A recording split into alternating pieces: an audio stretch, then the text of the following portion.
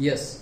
सो alternating current में हम देखते हैं एग्जाम्पल 7.6। ओके, हमने जो लास्ट कंसेप्ट देखा था सीरीज आरएलसी सर्किट, मतलब कि रेजिस्टर, इंडक्टर, कैपेसिटर उनको सीरीज में कनेक्ट कर दिया है और फिर हमने इम्पीडेंस फाइंड किया था। ओके, तो उसी के बेस पे न्यूमेरिकल है, तो वो हम डिस्कस करते हैं। एग्जाम्पल 7.6 क्या क्या गिवन है? अ रेजिस्टर ऑफ, जो गिवन है वो लिख देते हैं 7.6। ओके, क्या बोल रहे हैं? A resistor R is equals to 200 ohm है, then a capacitor of 15 microfarad, तो से C हमारा है 15 माइक्रोफैराड, उसको हम लिख सकते हैं 15 into 10⁻⁻6 farad. Okay, R connected in series to, voltage given है और कुछ बोला नहीं है, तो we can take this as RMS voltage that is equals to 220 volt and frequency is given as say 50 hertz. Okay, AC source. Now calculate, हमें calculate करना है, क्या क्या चीज कैलकुलेट करनी है? हमें कैलकुलेट करना है the current in the circuit, I calculate करना है, तो पहले हम आई ही कैलकुलेट करते हैं। डन। अब देखो इतना ही गिवन है हमें, तो ये आरएलसी सर्किट तो है ही नहीं, इंडक्टर है ही नहीं इसमें सिर्फ क्या है? रेजिस्टर एंड कैपेसिटर है। तो अगर सर्किट ड्रॉ करनी हो तो हम कैसे ड्रॉ करेंगे? ये एक रेजिस्टर ड्रॉ कर दिया और एक कैपेसिटर ड्रॉ कर दिया एंड दैट्स इट। ओके, यहाँ पर स्विच ड्रॉ कर दी।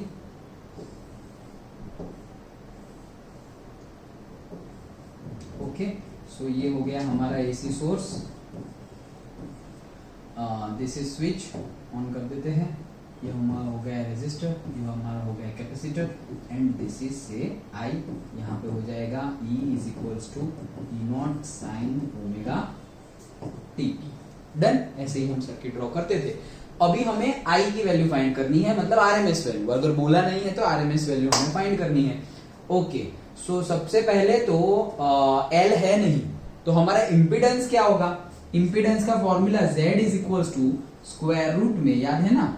Okay, R square plus XL minus XC to the whole square, यही था इम्पीडेंस का फॉर्मूला। ओके, लास्ट थियरी में जो हमने देखा था वो। सो अब हमें इंडक्टर गिवन नहीं है, तो हमने डिस्कस किया था कि जो भी चीज ना गिवन हो उसको जीरो ले लो। तो अगर उसको जीरो ले ले तो वो क्या हो जाएगा? Z is equals to R का स्क्वायर और एक्सएल को जीरो ले लो और माइनस एक्सी का स्क्वायर, तो वो प्लस एक्सी का स्क्वायर, मतलब प्लस ही हो जाएगा। माइनस है फिर भी वो जीरो लिया तो माइनस का स्क्वायर तो प्लस ही हो जाता है, तो हम ऐसा लिख सकते हैं कि प्लस एक्सी का स्क्वायर। डन, लिख सकते हैं। ओके, नाउ हम ये फाइंड कर सकते हैं, तो कैसे फाइंड करेंगे? आर की वैल्यू गिवन है, एक्सी की वैल्यू फाइंड कर सकते हैं, तो एक्सी की वैल्यू क्या होगी? 1/ओमेगा c। डन, दोनों चीजें हमारे पास है, ओमेगा नहीं है कोई बात नहीं, so that is equals to 1/2πfc। Done. So xc is equals to 1/2πf है हमारा 50 एंड c हमें गिवन है 15 इंटू 10⁻⁻6। सो हमारा xc आएगा, हमारा xc आएगा 2 into pi into 50 into 15 into 10⁻⁻6 and 1 divided by answer. So 212.21 ohm. Done. इनका आ रहा है इसमें? भाई इनका तो नहीं आ रहा है, कुछ गड़बड़ कर दी। हाँ तो ये तो हाँ ये तो हमारा एक्सी है, उन्होंने एक्सी तो फाइंड ही नहीं किया, वो तो जेड की वैल्यू। डन। ओके, तो अभी हमारा फाइंड करना जेड नहीं, हमने तो एक्सी फाइंड किया है, तो एक्सी हमने फाइंड किया। Now we are finding Z. Okay, so finding Z, Z की वैल्यू क्या हो जाएगी?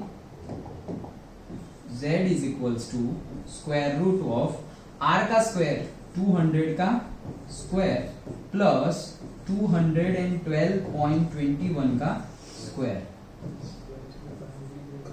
सो ये हो जाएगा स्क्वायर प्लस 200 का स्क्वायर, अरे यार मल्टीप्लाई कर दिया, शिट, छोड़ो, 212.21 का स्क्वायर प्लस 200 का square, okay, square root of answer 291 है ना, हाँ करेक्ट है।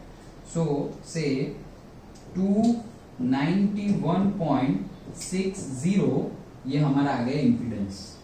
डन, सिर्फ वैल्यू पुट की है हमने, पहले एक्सी फाइंड किया, फिर एक्सी की वैल्यू पुट की और आर स्क्वायर की वैल्यू, आर की वैल्यू तो गिवन ही है, तो जेड की वैल्यू मिल गई। ओके, नाउ जेड क्या है हमारा, रेजिस्टेंस ही है। ओके, ओवरऑल रेजिस्टेंस, इम्पीडेंस मतलब ओवरऑल रेजिस्टेंस। सो हमारा क्या है formula, V is equals to I R, तो हमें तो I ढूंढना है, तो I इज इक्वल्स टू क्या हो जाएगा, V बाई आर। सो यहां पर हो जाएगा हमारा IRMS is equals to VRMS divided by R की जगह ओवरऑल हमारा इम्पीडेंस आ जाएगा Z।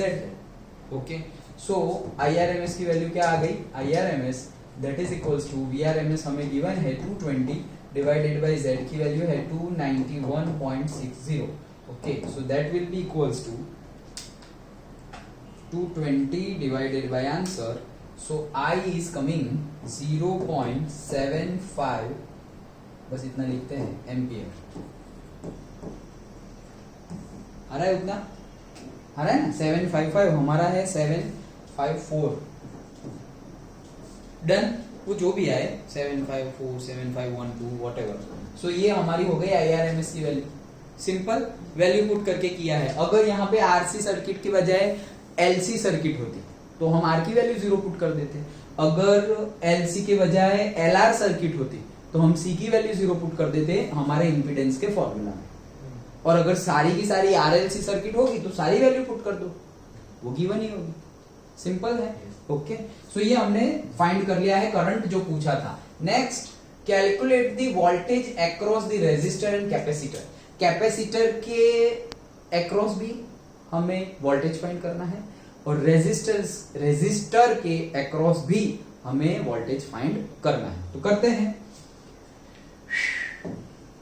तो से वही फॉर्मूला हमारा V is equals to I R, तो V is equals to V across the capacitor, तो वो क्या हो जाएगा, I तो दोनों में से सेम ही पास होगा, IRMS into R across the capacitor क्या हो जाएगा, XC।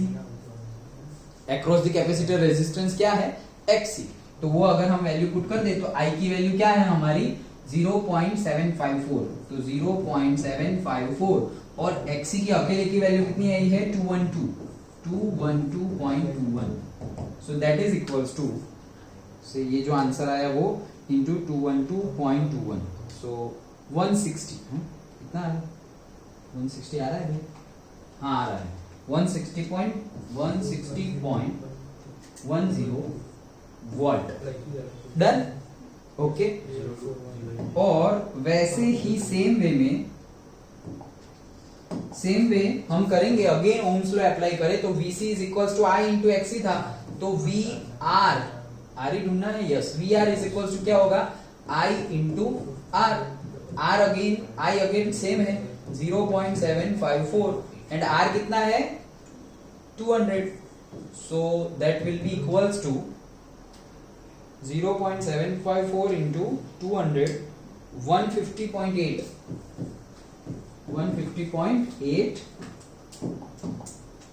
ये क्या है voltage VR। Done, so VR 151 and 160.3 160.10 whatever जो भी हमारा आंसर है। डन, तो सारे वैल्यू हमने सिर्फ वैल्यू ही पुट की है, ज्यादा कुछ उल्टा पुल्टा है नहीं, वैल्यू पुट की है, आंसर आ गया। आगे क्या है, बस इतना ही है। अब आगे क्या पूछा है, is the algebraic sum of this voltage is more than the source voltage, obviously वही तो, एक तो 200 एंड कितना आया था 160 आया है, देख लेते हैं, तो 200 से तो ज्यादा ही हो जाएगा ना, हाँ, सो से हम कर रहे हैं V is equals to VC plus VR total voltage, so कितना आया VC हमारा 160.10 प्लस VR कितना आया 150.8, सो टोटल कितना हो जाएगा 150.8 plus 160.1, So 310.9 which is approximately 311 volt. Done? तो क्या पूछा है? Is the algebraic sum of this voltage more than the source voltage? Obviously source voltage we have given 220 volt. तो ये आया है greater than 220 volt. तो ये तो पैराडॉक्स हो गया भाई, जितना है नहीं सोर्स से ज्यादा कैसे आ गया? तो ये तो अल्टरनेटिंग करंट है ना, अल्टरनेटिंग वोल्टेज सोर्स है, तो आ सकता है। ओके, अल्टरनेटिंग में क्योंकि हमारा तो बढ़ रहा है और कम भी हो रहा है, तो अल्टरनेटिंग में आ सकता है। एंड अगेन डायरेक्ट सम हमने किया है, लेकिन ऐसे हम डायरेक्ट सम थोड़ी, हम तो वेक्टर सम करते हैं, हम तो वेक्टर सम करते हैं ना। तो हमने फेजर डायग्राम थियरी में डिस्कस किया, तो फेजर डायग्राम डिस्कस किया था, तो क्या किया था कि यहां पर है हमारा R, ऊपर VL था और नीचे है हमारा से VC। तो दोनों के बीच में एंगल कितना है? π/2। VR एंड VC के बीच में एंगल कितना है? π/2। तो यहां पर हम वेक्टर सम कर सकते हैं। So say V is equal to square root of VR square plus say VC square plus 2VR VC cos theta. Done? लेकिन cos तो 90 है, cos 90 क्या हो जाएगा? 0। तो वो क्या हो जाएगा? ये हम V फाइंड कर रहे हैं, तो V is equal to square root of VR का स्क्वायर, VR कहाँ है? VR 150.8 to the whole square plus VC कहाँ है? 160.10 to the whole square plus ये वैल्यू तो 0 हो जाएगी, क्योंकि cos 90 कितना हो जाएगा? 0। cos 0 1, cos 90 0। डन? तो अब ये वैल्यू आएगी हमारी V की, तो V की वैल्यू कितनी आ रही है? यहां से अगर ऐसे गिने तो वेक्टर सम करे, ये तो हमने एल्जेब्रिक सम किया है, वेक्टर सम करे तो कितना हो जाएगा? 150.8 का स्क्वायर प्लस 160.1 का square, okay, square root of answer. Yes, so हमारा आंसर आ रहा है 219.94 volt, so which is 220 volt. तो बात सही है भाई, गलत नहीं है। अंडरस्टूड? तो वेक्टर सम तो हमारा 220, तो 220 ही आ रहा है, देखो। ओके, तो बात सही है। सो वही चीज लिख सकते हैं हम। ये पैराडॉक्स आया, as you have learned in the text, two voltages are not in the same phase. दोनों सेम फेज में कभी हो ही नहीं सकते, वो तो हमने देखा था, राइट? VR और कोई भी तीन, VR ले लो, VL ले लो, VC ले लो, सारे के सारे सेम फेज में तो है ही नहीं। डन? सिर्फ सेम फेज में हमने ये चेक किया था कि रेजिस्टर ओनली केस में current and voltage are in same phase, current and voltage सिर्फ रेजिस्टर ओनली वाले केस में, अदरवाइज वोल्टेज तो सेम फेज में हो सकते नहीं है। तो नहीं है तो फिर हम तो वेक्टर सम करेंगे, so therefore they can not be added like ordinary numbers. The two voltage are out of phase by 90 degrees. Therefore, the total of these voltage must be obtained using the Pythagorean theorem. तो Pythagoras लाए ना, लेकिन हम vector sum कर रहे हैं। Okay, तो वो वहां पे 0 हुआ, दैट्स वाई यहाँ पे पाइथागोरस जैसा दिखता है कि भाई d square plus d square ऐसे। ओके, लेकिन ये 0 है इसीलिए, अदरवाइज होता नहीं। डन? तो पाइथागोरस बोलो या वेक्टर सम बोलो, हम तो वेक्टर सम ही बोलेंगे। ओके, सो वेक्टर सम, लेकिन 90 डिग्री है तो तुम पाइथागोरस बोल सकते हो, क्योंकि पाइथागोरस 90 डिग्री के लिए ही अप्लाई होता है। सो इसीलिए उन्होंने पाइथागोरियन बोला है। एंड से 220 वोल्ट आ रहा है, तो हमारा भी आ रहा है। Thus, if the phase difference between the two voltages properly taken into the account, the total voltage across the resistor and capacitor is equal to the voltage of the source. Simple है। Okay, numerical में सारी value ही put करनी थी।